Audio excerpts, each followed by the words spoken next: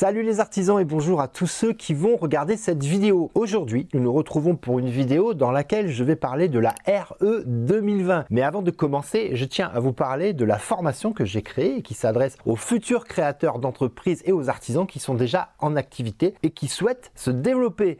Alors, je mets à votre disposition une formation complète qui est entièrement prise en charge. Si vous disposez de CPF, le contenu de cette formation vous donnera les clés pour monter votre société ou la développer. Si vous êtes intéressé, vous n'avez qu'à cliquer sur le lien en description de cette vidéo. Voilà, ceci étant dit, nous pouvons attaquer le sujet de notre vidéo d'aujourd'hui. Je ne sais pas si vous êtes comme moi, mais moi, personnellement, je suis un peu perdu en ce qui concerne cette histoire de réglementation technique et cette histoire de réglementation environnementale. Donc, nous allons parler de la RE 2020, celle qui a remplacé la RT 2012.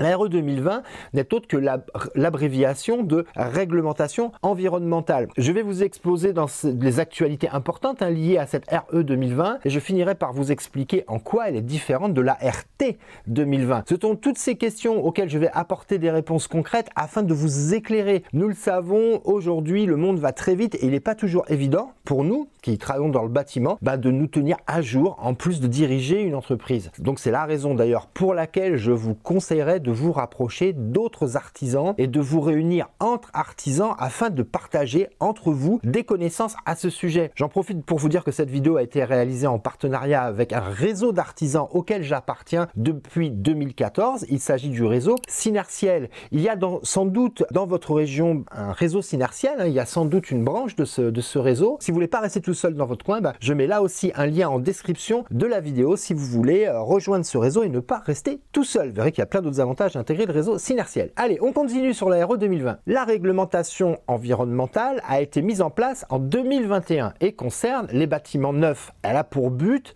d'optimiser les performances énergétiques, mais aussi de réduire la consommation de ces derniers. Elle se démarque de son prédécesseur en incluant la notion de performance environnementale, ce qui représente un changement majeur. Elle propose notamment de nouveaux indicateurs qui vont évaluer de manière exhaustive les impacts sur l'environnement d'un nouveau bâtiment en prenant compte l'ensemble de son cycle de vie. Je vais vous exposer 5 points essentiels concernant la RE 2020. Il est important que vous les connaissiez, c'est vraiment important. Alors, première nouveauté, la RE 2020 appelle à contrôler la consommation énergétique dès la construction des nouveaux bâtiments. Le but étant de diminuer l'impact qu'a le secteur de la construction sur l'environnement. En effet, le secteur du BTP est un émetteur important de gaz à effet de serre, presque 20% des émissions totales françaises. Si l'on ajoute à ce chiffre les productions d'électricité et de chaleur, on avoisine les 30%, ce qui est énorme. L'objectif de cette réglementation est donc d'amener le secteur à modifier ses habitudes pour aller vers une construction plus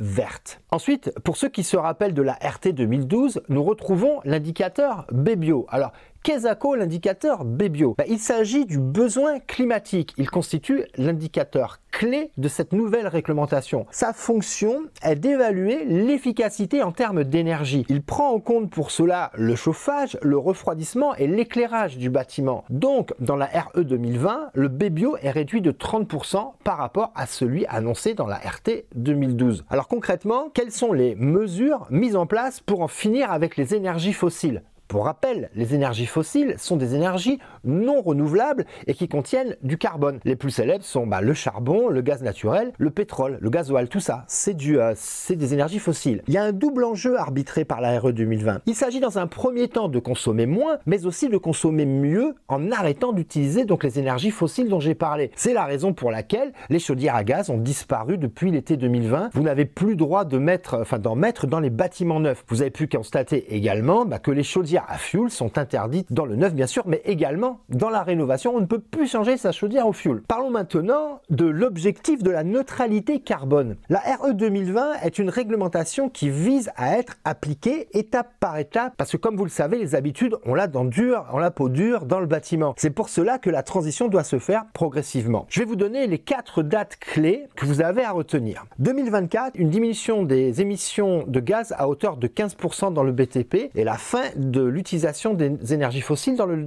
logement neuf. 2027, réduction de 25% des émissions de gaz à effet de serre dans notre secteur. 2030, parvenir à une diminution de 30% d'émissions et donc d'atteindre l'objectif initial.